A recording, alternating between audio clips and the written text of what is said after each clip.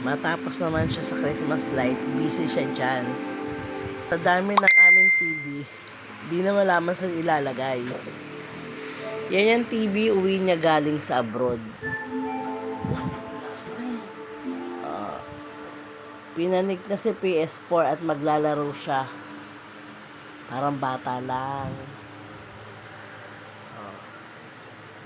Pero ito yung TV ko na napanalunan niya sa Bayantel. Anong year yun, Daddy, sa Bayantel? 2009 Christmas party. Ito yung napanalunan niya. Yan. Ilang inches yan? 14.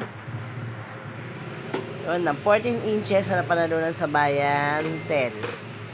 2009 or 10 yun? Hindi, 2009 yan. 9 yun. 2009. Yun yung huling Christmas party niya din. Nag-abroad siya. Tapos ito yung TV na uwi niya nung nag-abroad siya. Diba? Maglalaro daw siya.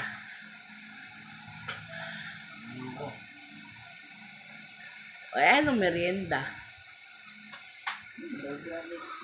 Ayaw nga pala, nag-grocery siya. Nag-merienda.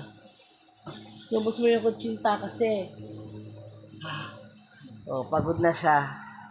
Tahimik na siya. Di okay ka lang? Okay. Oh, ayan. Matulog dito.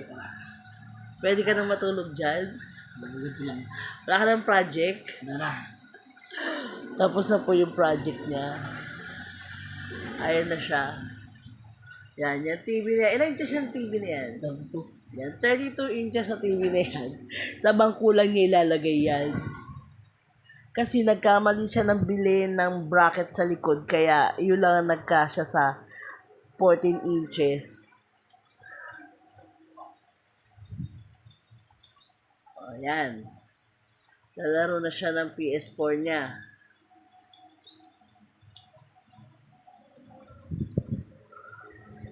Yan.